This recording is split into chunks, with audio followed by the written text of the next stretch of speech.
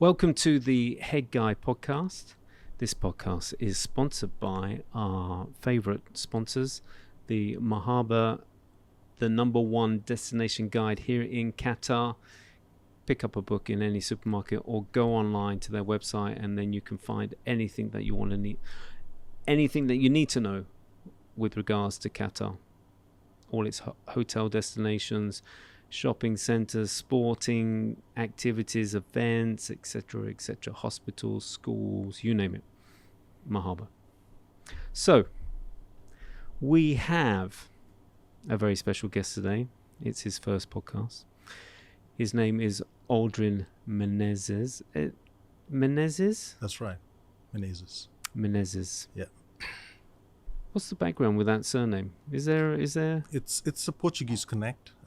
You have a segment in south of India, which is Goa and Mangalore, which was supposed to have been a Portuguese colony them days. And then if you go back about 400 years, I guess 300 years, where there were conversions, and that's where we got the names of our godfathers. Yeah.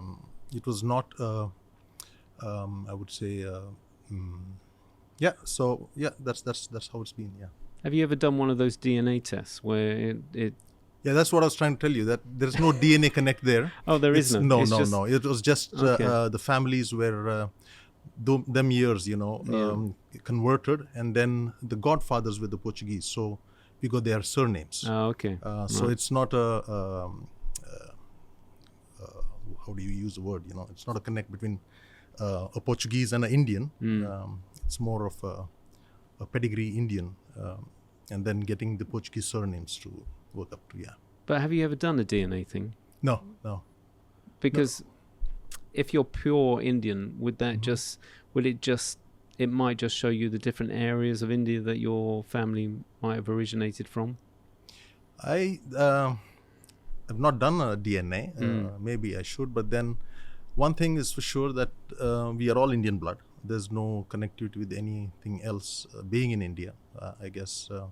But you never know. Never say never. Because it was amazing. When I did mine, it was obvious because my mum's Swedish, my dad's English.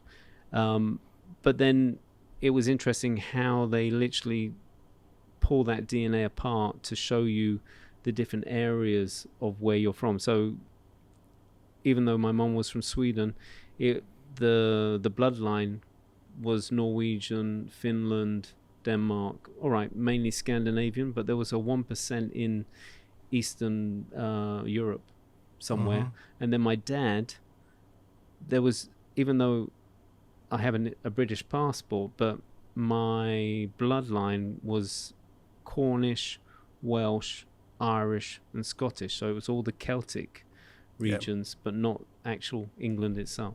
So, but with Europe, it's been a lot of mixes. No, absolutely. Yeah, unlike India. India. But you never know. No, but that's what I'm saying. If there was maybe with more and more people taking the DNA test, then they can actually pinpoint exactly where within India it might be different regions. So even though you might have a pure Indian bloodline, it would pinpoint. Yeah. Because India is a huge country. Yeah.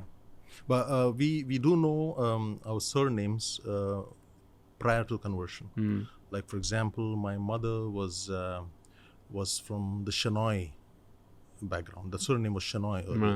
And my father was Kamath. So I'm talking about 300 years now. Oh, wow. And still we retain that. So one of my cousins, he's retained the name Shenoy.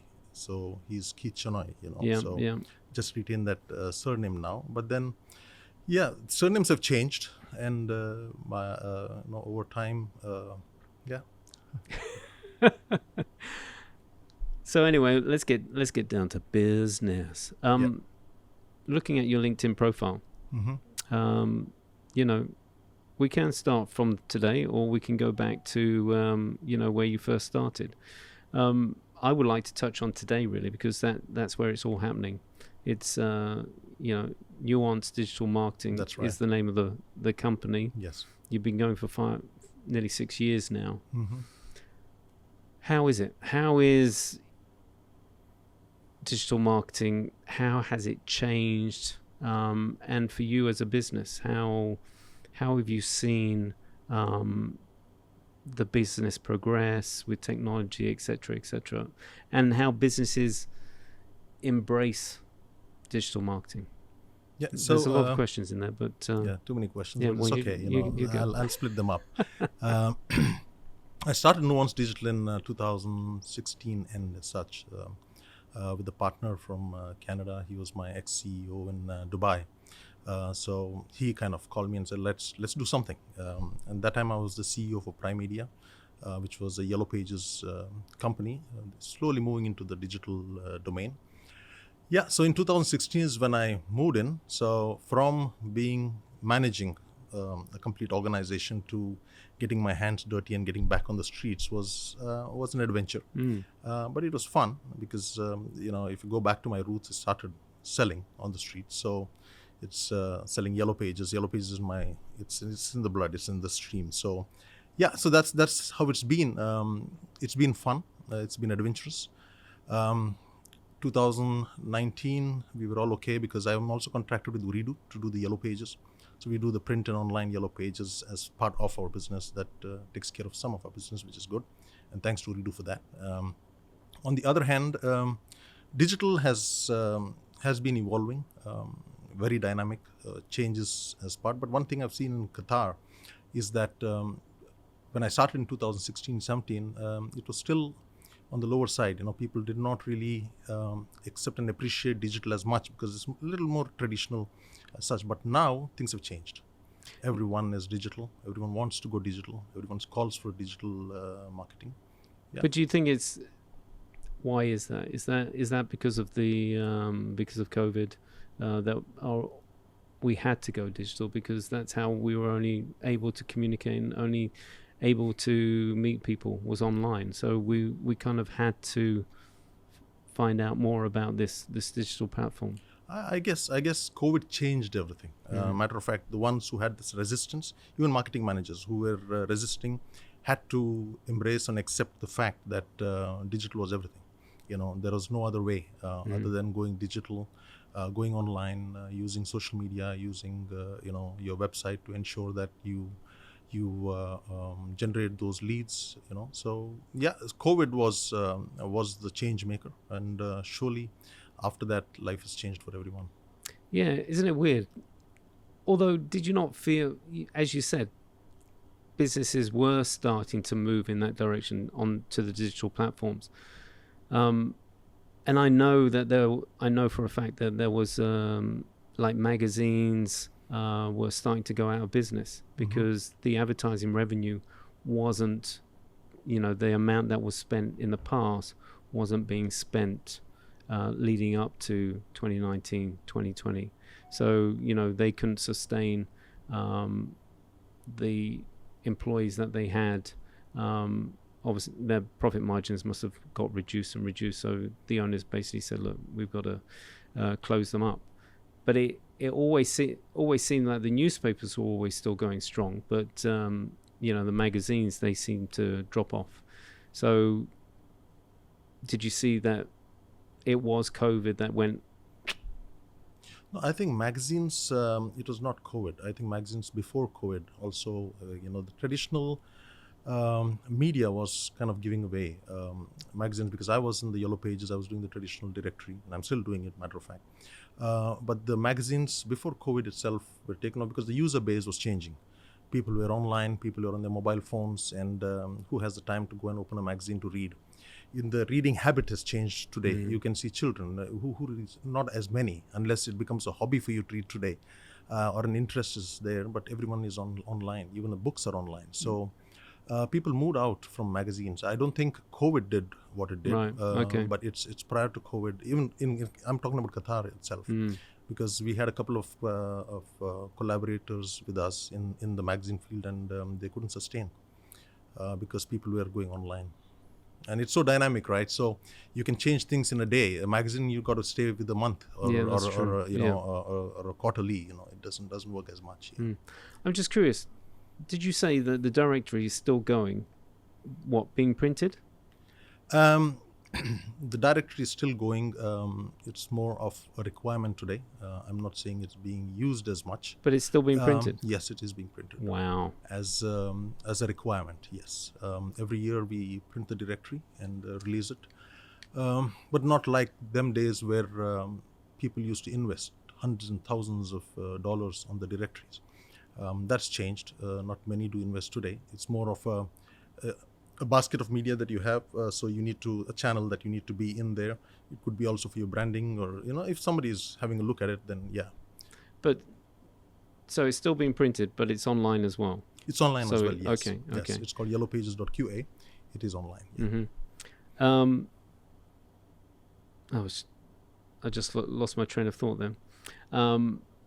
But I'm just curious with regards to the directory, because I came up with this idea in 2011 when I was first starting Ginger Camel, was to have a platform that was like a directory, but knowing how business is done over here, where it's very much face-to-face, it's very, very much about personal relationships, it's very about trust, etc., etc. I thought the medium of video would be needed or could be used to create a new form of directory where you actually could see the business owner for themselves giving like a 30-second presentation about their business. So you wouldn't have to do a cold call, you wouldn't have to take time meeting after meeting to get to know this person. You could actually have a look at this video where he's presenting his business and whether you could trust him or not. Yeah. And, there was a little bit of traction, but then people weren't really willing to invest their time, their money into something like that. Right. Do you see that changing, or are people more, the way people try and find about business, are they using the various platforms to get an overall look and feel about the business owner or the business itself? Videos are important. Videos are huge today, but it depends on what kind of business you are into. The B2B, the user researches a lot before coming in, buying anything from you. A 30-second information will not give all the required information to the user, and the range of a B2B business is huge, right? So if you are able to provide to him a link or some information that will cater to what he requires, then the next step would be for him to connect with you. And how does he do that is going to Google to check information. So the segments are different. If it's business to business, then Google is the place that people go for. Once he reaches out there, if he wants to click on your video, fine. He clicks on video and gets information, or he reads the information, or he calls you. Either way, it's got to have a call to action, right? So what we do in our business is we ensure that we give a call to action in any kind of media that he sees, more like an omni-channel kind of marketing, so that you are there, in wherever he's looking for you. Yeah. Yeah, because it's funny. I was listening to a podcast the other day, and they were saying how, even like this interview, that businesses don't see the opportunity where, they might have been on a podcast, they might have been on a video interview, etc., etc., where they could use that for their benefit with regards to if they were trying to approach a new company or trying to get in with a potential client, is that they could use the link of this video and say, hey, here's something about me. This is the latest podcast that I was on, and you could actually cut it up in regards to certain key information that you give about your business or about yourself to let that person get more of an insight into who you are. Yeah. Because a lot of the time before you meet that person, you go on LinkedIn, and generally you get a picture, you get a short description, you see their history, etc., but you don't get to see the real person themselves. Right. And something like this is an opportunity for someone to, showcase who they are. Absolutely. I agree. Yeah. No, I know you agree because you're on the podcast. With digital marketing, how important is it to have a local team here or having an international team wherever? Has that changed as well? Because I feel before COVID, there was an emphasis on, how many people have you got in the office? How many people are here on the ground? but then after COVID, it was kind of accepted that everyone, couldn't be in the office. So people were freelancing, people were working from home. And then home didn't matter whether it was local or whether it was international. Has that changed? It has changed, but it's also created a kind of experience for the end user. Working directly with somebody remote is a challenge. Not because I have a set team here, I'm saying that, but it is a challenge because the most of my clients whom I meet with have gone through the experience. They say, I'd like to come and see your office. And that's because they have been through a bad experience. So doesn't mean all will go through that. It's there, working from home is there to stay. Working remote is there to stay. But then having a local experience makes a lot of difference. We have a team here. I've got the whole structured team here. Plus I have a team back in another country too. So from here, I can manage everything that a client requires, be it digital media, be it social media, be it content writing. The team is based out here. And anything more, then we have an office, and it's my office, matter of fact, out there. So a small office in Dubai too. So yeah, we've been able to manage, and I totally agree with you that we need to have a team based here. At least the basic face of the company should be here. Costs take a toll because I, being a businessman, I want the best for the least that I pay. So the challenge here is, how do I get the best out of me if I'm not paid well, right? So I saw one of your podcasts about being creative, and the creative needs time. You need to be paid by the hours, right? So so that becomes a challenge. But we work both ways. So for me, I have two kinds of clients. I have the small ones, small businesses that I have, and the large clients too. And we just work with how they need to be worked across. But then as long as we meet our costs and our business is taken care of, then I'm sure. But then to answer your question about how does remote working work, yes, it does. That's there to stay. You see Fiverr, you see Upwork, you see so many others that are there. And they are all making their monies. But end of the day, if you want the right job and you want consistency, you want local flavor, you want local response, then look for a business that has got, who's got a foundation here with the team in locally. Yeah. But I was thinking, while you were talking, you take the headache out of the client finding a company to work with. Okay, so you are the local contact, right? Then you have the headache. All right, you've got a local office, but I know other companies that don't. So they find the resources remotely. So that's your headache. That's right. It's up to the supplier who's selling the service to basically find the right talent for the project in hand. So my question is, does it really matter for the client whether, you've got a team here, as long as you're there and that they've got someone to grab hold of, to communicate with, and then you've got the headache behind you, sort of thing? Yeah. See, the trust and credibility works with a setup in the country that you are in. And this is by experience. Many of my clients, they trust me not because of me alone, but because the team that is based here. We have an office, we have an address, and we are an entity, a legal entity in this place. So, and then you need also a team with you here to manage client expectations. Everything cannot be done remotely. There are some things that you require immediately. Again, back to your podcast, people been asking, I need it in a couple of hours. Sometimes you need that. Sometimes timings change. If you have a team back in India, they're 2.5 hours ahead of you. If you are off on a Friday, they are off on a Sunday. These challenges are there. So you need to have a team. So I said, I do have a team back in India. I do have a team here, a full-fledged team, matter of fact. So that is cost to me, and that takes care of the business. Yeah. I'm just curious, with digital marketing, do you get the response from the client that they expect you to be working 24/7? Because social media, digital marketing is 24/7. It's on all the time.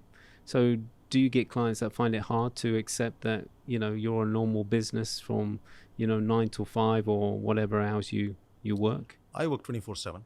So well, I know you do. I know you do. But then 9 to 5. But when you say 24/7, do you reply to messages that are outside of the working hour? I do. Yeah, I do. I do because it's required today. The timings are office timings, which is 9 to 5. That does not mean you take away from your personal life as such. But then these are client requirements. They're not major ones. They can wait, and they can wait. If there's something that's required immediately, I've got calls at 10 p.m. in the evenings, so sometimes, and that had to be done. Sometimes, you're live at any given time. In a magazine, like we said, you can't change anything. But on social media, you can change things. You can do what you want to. So that way, if there's a requirement, then yeah, we are available. Yeah. Wow. And is it hard sometimes with regards to the working hours, because there is during the summer it gets very hot during the day? Is there and people's habits change, so more socialness happens during the evening, Ramadan as well, all the social interaction happens in the evening, at night. Do you adapt to that, or with your company, or is it just yourself that you kind of train yourself to be ready for those times? No, work-wise, we work 8:30 to 5:30. That's our office timing. People, not because they're supposed to, because they love the job. They love to work with us, and that's where they are ready to do certain things that's required. That does not mean that we get them to do what they're supposed to do. Coming to Ramadan, we plan the whole thing in advance, during the day. So evening social times, when these posts need to go, the ads need to go, that's again scheduled in advance. We have those tools that manage things. The tools also tell us as to when are these people ready to read what you say or push, and based on that we schedule it. So these tools help us to do what we do. So they take care of our brunt, So yeah. You mentioned about being a business owner. How was that transition from just managing a company to then setting up your own company? And what was your experience? Being a CEO of a company was as much as it was my own company in a way, although it was not mine. I was salaried to work. There is for sure a difference. This becomes mine, and so your efforts and your emotional quotient to things here change.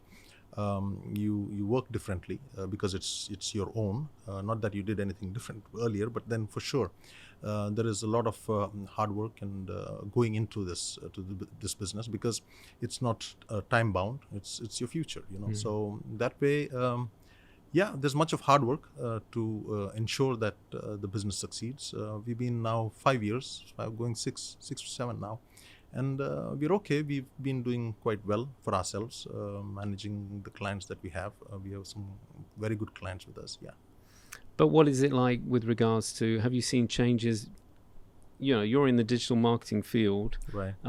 Have you seen changes in the way your business is? From when you set up initially to where we are now? Do you see processes, official business getting easier for businesses, when it comes to renewal, when it comes to tenders? Have you seen things change? Renewal, you mean CR, copy? I guess that we have an agency that does that for us. So we have not personally gone into it. Right. The agency takes care of everything, and it's been very smooth. We have not had any issues with renewals, or we pay our license fees, everything in time. We are reminded 1 month in advance. So all our documentation is perfectly placed. So we have not had, absolutely in the last 5 years, not had an issue at all. But what about when you're applying for jobs or tenders, etc., has that process changed over the years?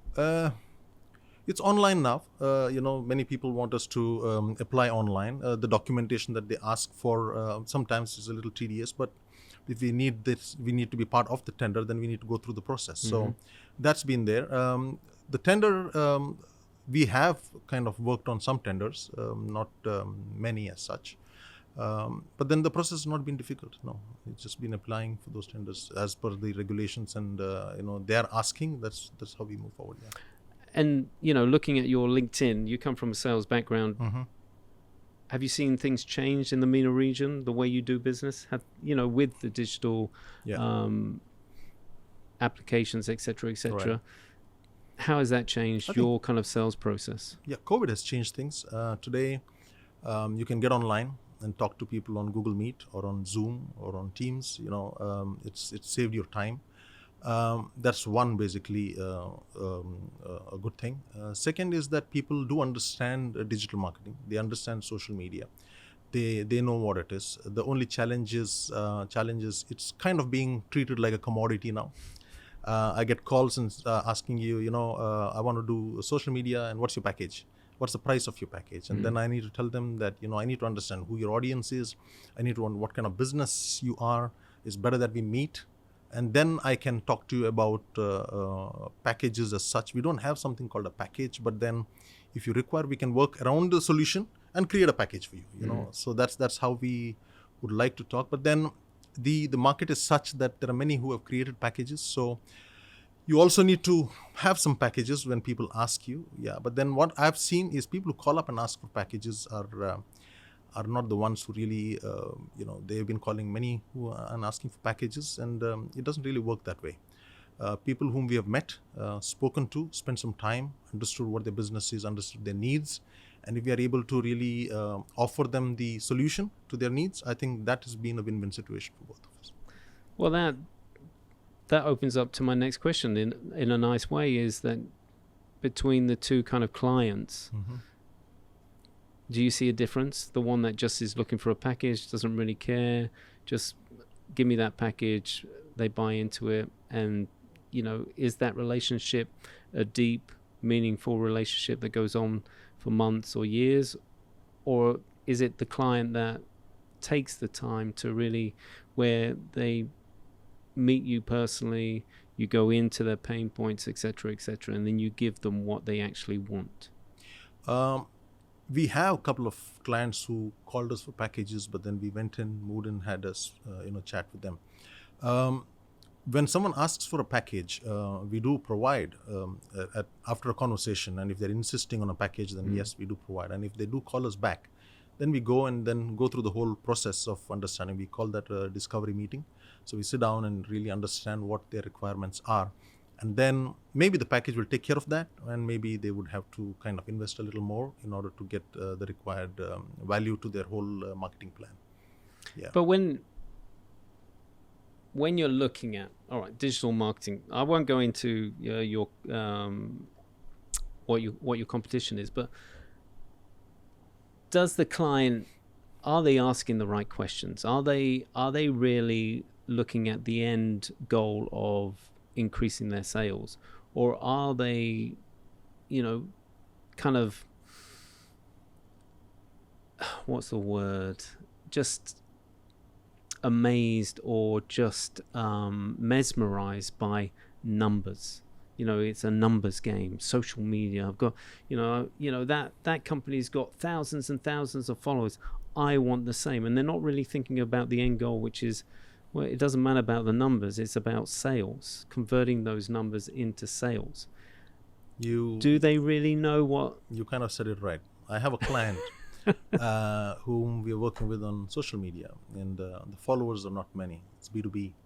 And the question that the client always asks me is, where are my followers? Where are these followers? It's... But how do you deal with that? Because I always tell people is look, if I was a business and I invited 200 people to a conference room, and I had 200 people turn up and they were hanging off every word that I said, I would have said that's a result, and that's just 200. But companies and people are looking at, no, I want thousands, I want millions, and it's just like, yeah. But you would be happy if 200 people turned up to a conference room and were listening to you word for word. Yeah. So, see, if you look at social media as such, or look at a business, what are the two things that any business wants? One is to increase awareness about their business, which is more like a branding awareness or the company awareness, and the other one is to generate leads. These are the two things. Yeah. So if those are the end results, then whatever comes across to generate those leads is what me as an agency will do. But what businesses do not understand is the time that it takes. Nothing happens. It's not a magic wand.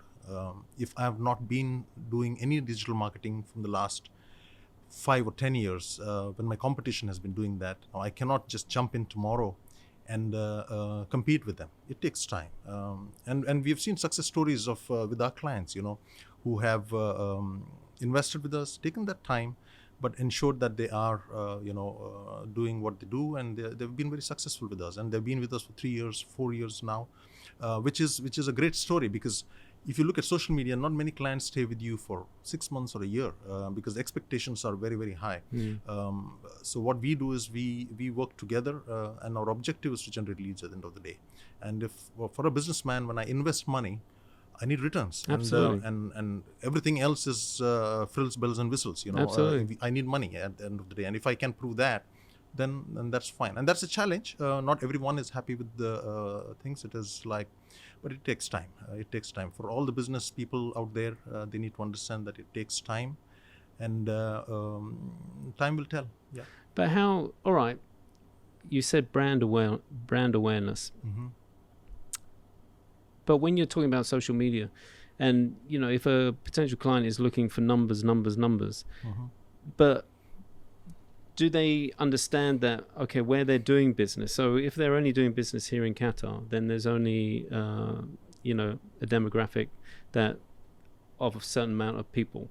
All right, if they're doing it international, then yes, there is potentially, you can talk about thousands, millions, etc., etc. Do they understand that?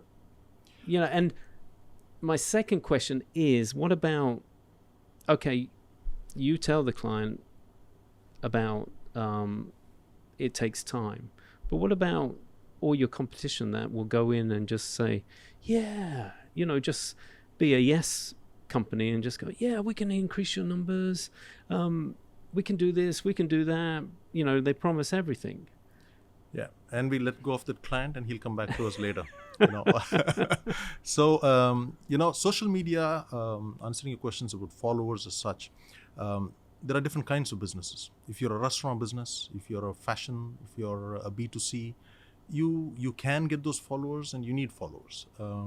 But from the B2B perspective, it's more of a profile, I would say. There could be somebody who might say no to me, but it's more of a profile. You need followers for sure, because everybody looks at followers, but it's more of a profile. For example, if I'm on Google and I find you and I want to know more about you, then what I do next is go to your social media page and see what all you've been doing.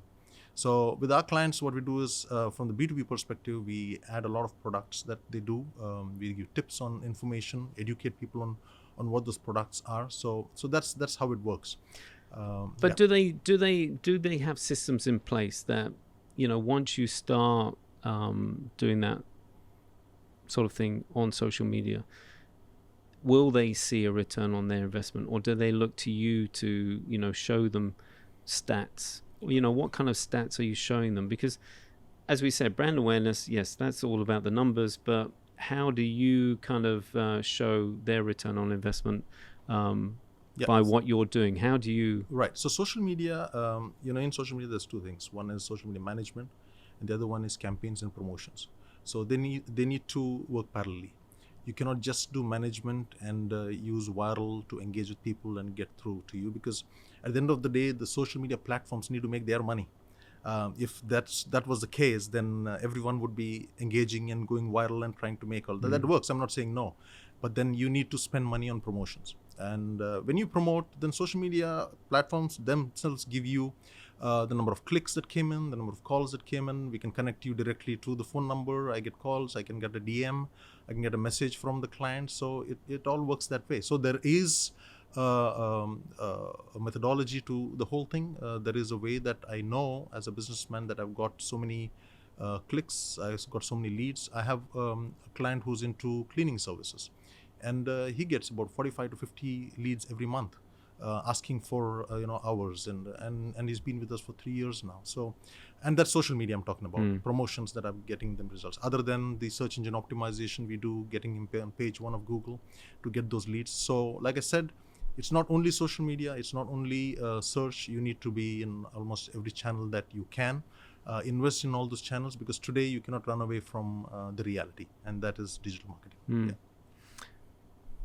And it's interesting you say the different channels. Are there other channels popping up that you see? How do you keep up to date with all the new channels that pop up, and the trends, and where to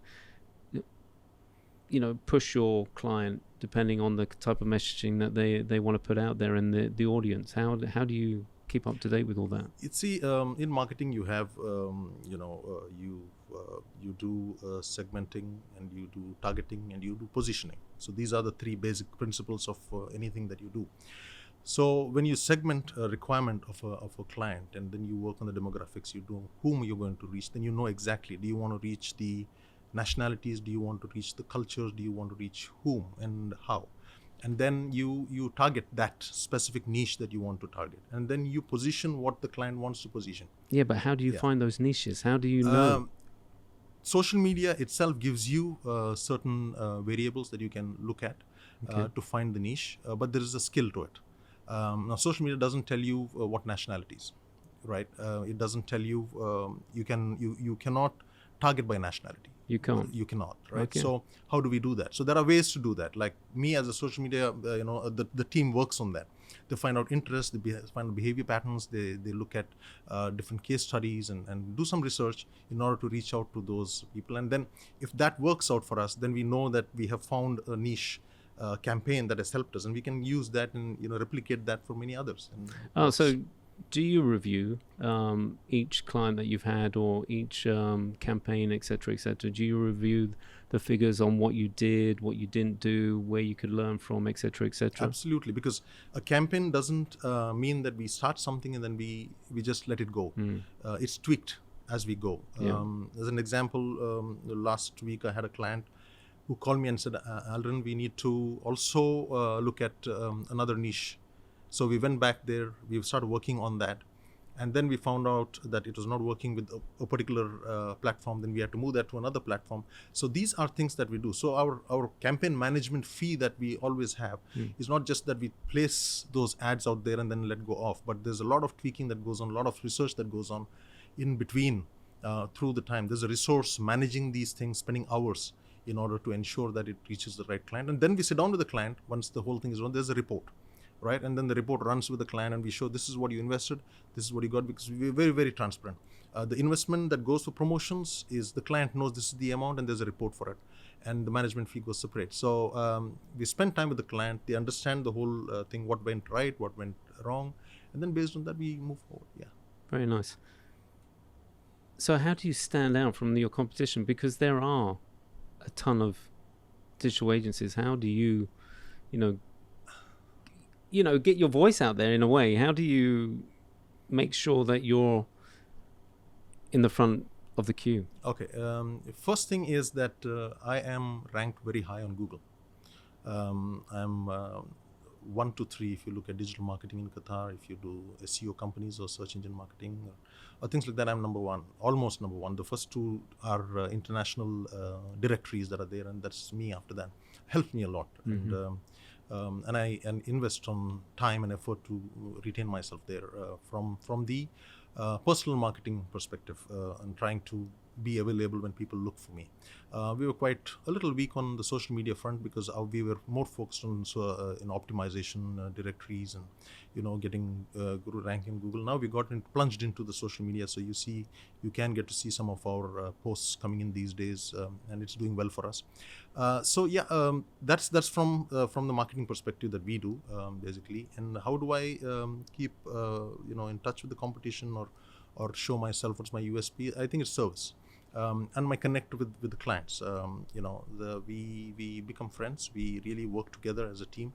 There's a lot of emotional connect also in the whole thing. It's not just business. So we just connect with people. So that's something that they understand. Their pain points are understood. So that way, and the service is good. I think that keeps us away. And one more thing is that when I work with all kinds of clients, small businesses and large businesses. I have a mix of all. So that helps me in my business too.